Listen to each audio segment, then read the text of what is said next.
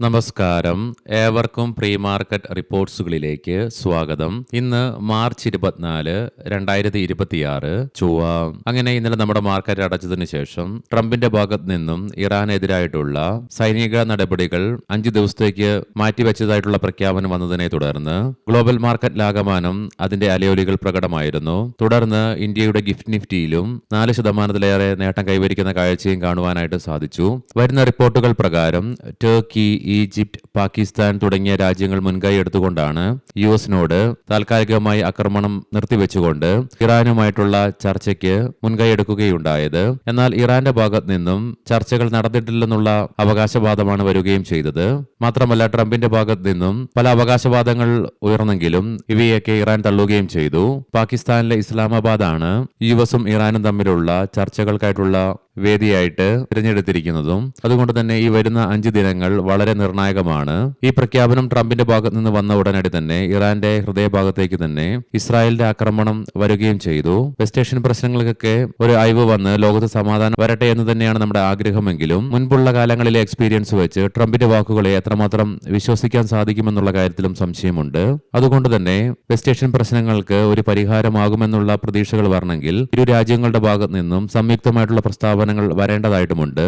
എങ്കിലും ട്രംപിന്റെ ഈ പ്രഖ്യാപനത്തെ തുടർന്ന് ഇന്നലെ ഇന്ത്യൻ മാർക്കറ്റിനും ഗ്ലോബൽ മാർക്കറ്റിനും നേരിടേണ്ടി വന്ന അതിശക്തമായ നഷ്ടത്തിനെ മറികടക്കുവാൻ ഒരുപക്ഷെ ഇന്ന് സാധിക്കുകയും ചെയ്തേക്കാം. അതാണ് ഗിഫ്റ്റ് നിഫ്റ്റി ഇൻഡിക്കേറ്റ് ചെയ്യുന്നതും. കഴിഞ്ഞ വീക്കെൻഡിൽ വെസ്റ്റ് ഏഷ്യൻ പ്രശ്നങ്ങൾ രൂക്ഷമായതിനെ തുടർന്ന് ഓയിലിന്റെ വിലയിലുണ്ടായ കുതിച്ചുചാട്ടവും മാത്രമല്ല ഇന്ത്യൻ ബാങ്കിംഗ്, ഓട്ടോ, കൺസ്യൂമർ സ്റ്റോക്കുകളിൽ ഉടലെടുത്ത ശക്തമായ ഇടിവിന്റെ ഫലമായിട്ടും ഇന്നലെ 2% നഷ്ടത്തോടുകൂടി നിഫ്റ്റിക്ക് വ്യാപാരം അവസാനിപ്പിക്കേണ്ടതായിട്ടും വന്നു. മാത്രമല്ല, വിദേശ ധനകാര്യ സ്ഥാപനങ്ങൾ ഇന്ത്യൻ ക്യാഷ് മാർക്കറ്റിൽ 10,414.23 കോടി രൂപയ്ക്ക് ഈ കലണ്ടർ വർഷത്തെ ഏറ്റവും ഉയർന്ന തുകയ്ക്കുള്ള സിംഗിൾ ഡേയിലെ സെല്ലിംഗും നടത്തുകയുണ്ടായി. അതേസമയം ആഭ്യന്തര ധനകാര്യ സ്ഥാപനങ്ങൾ 12,033.97 കോടി രൂപയ്ക്ക് ബൈയിങ്ങും തുടർന്നു. ഇന്നത്തെ നമ്മുടെ മാർക്കറ്റിലേക്ക് സ്പെസിഫിക് ആയിട്ട് വന്നു കഴിയുമ്പോൾ അനലിസ്റ്റുകളുടെയും എക്സ്പേർട്ടുകളുടെ അഭിപ്രായങ്ങൾ പ്രകാരം ഇന്നലെ പ്രസിഡന്റ് ട്രംപിന്റെ പ്രഖ്യാപനത്തെ തുടർന്ന് ഇന്ന് അതിശക്തമായ ഒരു ഗ്യാപ്പ് അപ്പ് ഓപ്പണിംഗ് ആണ് ഗിഫ്റ്റ് നിഫ്റ്റി ഇൻഡിക്കേറ്റ് ചെയ്യുന്നതും. ആയതിനാൽ തന്നെ ഇന്ന് നിഫ്റ്റി എവിടെ ക്ലോസ് ചെയ്യുന്നു എന്നുള്ള കാര്യം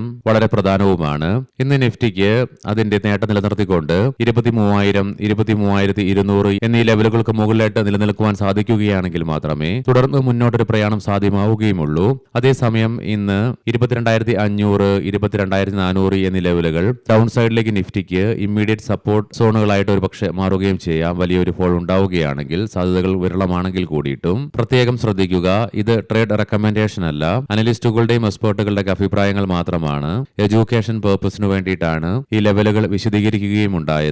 ഇന്ന് ഇന്ത്യയിൽ നിന്നും മാർച്ച് മാസത്തെ HSBC composite PMI, manufacturing service PMI ഡാറ്റകളുടെ റിലീസ് രാവിലെ 10:00 നടക്കാനുണ്ട്. പ്രധാനപ്പെട്ട ഗ്ലോബൽ ഇവന്റുകളിൽ രാവിലെ 5 മണിയോടുകൂടി ജപ്പാനിൽ നിന്നും ഫെബ്രുവരി മാസത്തെ ഇൻഫ്ലേഷൻ ഡാറ്റയുടെ റിലീസും ഉച്ചയ്ക്ക് 3 മണിയോടുകൂടി UK നിന്നും മാർച്ച് മാസത്തെ S&P ഗ്ലോബൽ മാനുഫാക്ചറിംഗ് PMIയുടെയും ഗ്ലോബൽ സർവീസ് PMI ഫ്ലാഷ് ഡാറ്റകളുടെയും റിലീസ് നടക്കാനിരിക്കുന്നു. ലീഡിംഗ് ആയ ADR സ്റ്റോക്സിൽ ആക്സിസ് ബാങ്ക്, ഡോക്ടർ റെഡ്ഡീസ് ADRകൾക്ക് 0.5% നഷ്ടത്തോടുകൂടി വ്യാപാരം അവസാനിപ്പിക്കേണ്ടി വന്നപ്പോൾ HDFC ബാങ്ക് ADRന് ഒത്തിരി ട്രേഡിംഗ് സെഷനുകളിലെ നഷ്ടത്തിന് ശേഷം ഇന്നലെ ഫ്ലാറ്റ് ആയിട്ടാണെങ്കിലും പോസിറ്റീവ് സെന്റിമെന്റ്സോടുകൂടി വ്യാപാരം അവസാനിപ്പിക്കുവാനുമായി. അതേസമയം ICICI ബാങ്ക് ADRന് 1.5%, ഇൻഫോസിസ് ADRന് 1.25%, വിപ്രോ ADRന് 0.5%ന്റെയും നേട്ടത്തോടുകൂടി തന്നെ വ്യാപാരം അവസാനിപ്പിക്കുവാനും സാധിച്ചു.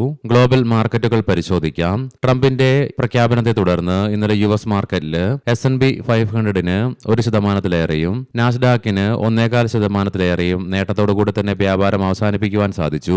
എങ്കിലും നിലവിൽ യുഎസിലെ ഡോ ജോൺസ് ഫ്യൂച്ചർ 0.5% നഷ്ടത്തോടു കൂടിയിട്ടാണ് വ്യാപാരം നടത്തിക്കൊണ്ടിരിക്കുന്നത്. യൂറോപ്യൻ മാർക്കറ്റ്സിൽ UK മാർക്കറ്റിന് 0.5% നഷ്ടത്തോടുകൂടി വ്യാപാരം അവസാനിപ്പിക്കേണ്ടി വന്നപ്പോൾ ഫ്രാൻസ് മാർക്കറ്റിന് 0.25%, ജർമ്മൻ മാർക്കറ്റിന് 1.25% നേട്ടത്തോടുകൂടിയും വ്യാപാരം അവസാനിപ്പിക്കുവാനുമായി. ഇന്ന് രാവിലെ 6:30 വീണ്ടും ഗിഫ്റ്റ് നിഫ്റ്റി വ്യാപാരം പുനരാരംഭിച്ചപ്പോൾ ഇന്നലത്തെ നേട്ടത്തിന്റെ ഭൂരിഭാഗം പോയിന്റുകളും ചോർന്നു പോകുന്ന കാഴ്ചയാണ് കാണുവാനായിട്ടും സാധിക്കുക. ഇന്നലെ 4% ഉയർച്ച രേഖപ്പെടുത്തിയ ഗിഫ്റ്റ് നിഫ്റ്റി നിലവിൽ 2% അഥവാ 465 പോയിന്റുകളുടെ നേട്ടം മാത്രമേ പ്രതിഫലിപ്പിക്കുന്നുമുള്ളൂ.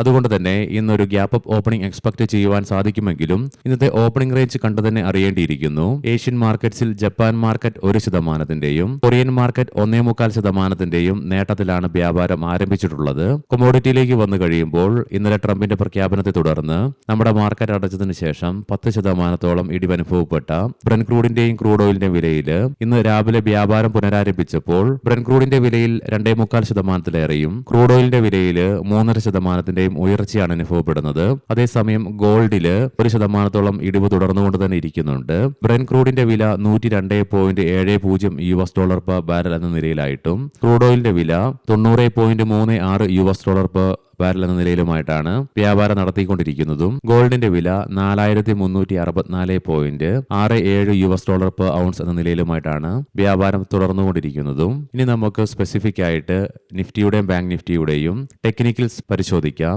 നിഫ്റ്റിയുടെ PCR 0.7 എന്ന നിലയിലും മാക്സ് പെയിൻ 22,750 എന്ന ലെവലിലുമായിട്ട് നിലകൊള്ളുന്നു. ഇന്ന് നിഫ്റ്റിയുടെ ഈ മാസത്തെ 4ാമത്തെ ആഴ്ചയിലെ വീക്കിലി എക്സ്പയറി ആയതിനാലും കൂടാതെ ഇന്നലെ ട്രംപിന്റെ പ്രഖ്യാപനം വന്നതിനെ തുടർന്ന് ഗ്യാപ്പ് അപ്പ് ഓപ്പണിംഗ് പ്രതീക്ഷിക്കുന്നതിനാലും മാർക്കറ്റിൽ ഇന്ന് ഹ്യൂജ് വോൾട്ടാലിറ്റി ഒരു പക്ഷേ എക്സ്പെക്ട് ചെയ്യേണ്ടതായിട്ടും വരും. ഇന്നലെ നേരിടേണ്ടി വന്ന അതിശക്തമായ ഇടിവിനെ തുടർന്ന് നിഫ്റ്റിയുടെ RSI 27.17 എന്ന ലെവലിലേക്ക് എത്തിച്ചേർന്നു. മാത്രമല്ല എല്ലാ കീ മൂവിംഗ് ആവറേജുകളും അവയുടെ ഡൗൺ ട്രെൻഡ് തുടരുകയും ഉണ്ടായി. വീക്കിലി ഓപ്ഷൻസ് ഡാറ്റ പ്രകാരം 23,000 എന്ന സ്ട്രൈക്കിലാണ് ഏറ്റവും കൂടുതൽ ഓപ്പൺ ഇൻട്രസ്റ്റ് കാണുവാനായിട്ട് സാധിക്കുക.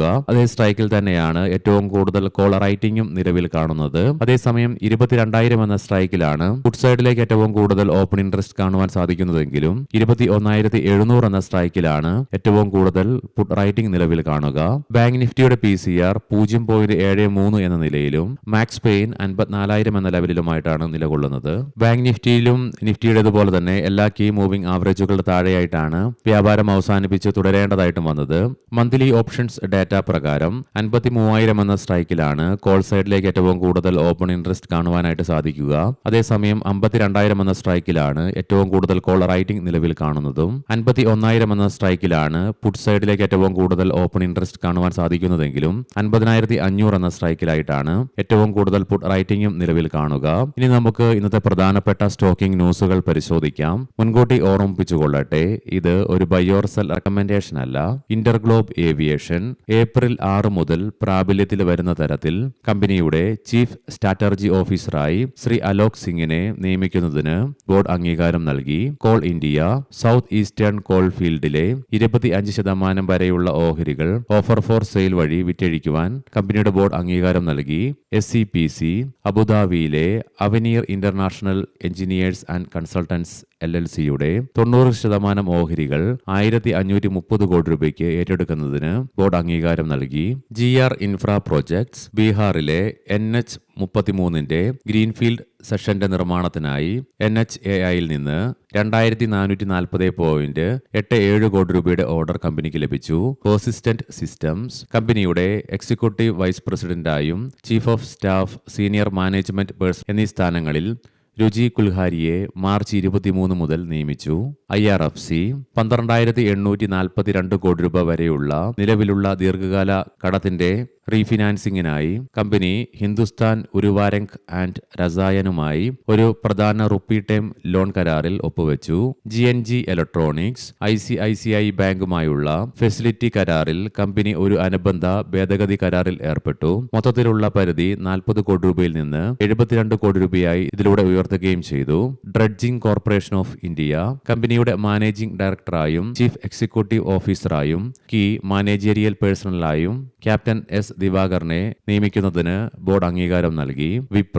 വിപ്രോ ഇന്നോവേഷൻ സെന്ററിന്റെ ഭാഗമായ ഒരു പുതിയ ഇന്നോവേഷൻ ലാബ് ആരംഭിച്ചുകൊണ്ട് കമ്പനി ദക്ഷിണ കൊറിയയിലെ തങ്ങളുടെ ബിസിനസ് പ്രവർത്തനങ്ങൾ വിപുലീകരിക്കുന്നതായി പ്രഖ്യാപിച്ചു. ഏവർക്കും നല്ല ഒരു ട്രേഡിംഗ് ദിനം ആശംസിക്കുന്നു. വൈകുന്നേരം പോസ്റ്റ് മാർക്കറ്റ് റിപ്പോർട്ട്സുമായി കണ്ടുമുട്ടാം. നന്ദി, നമസ്കാരം.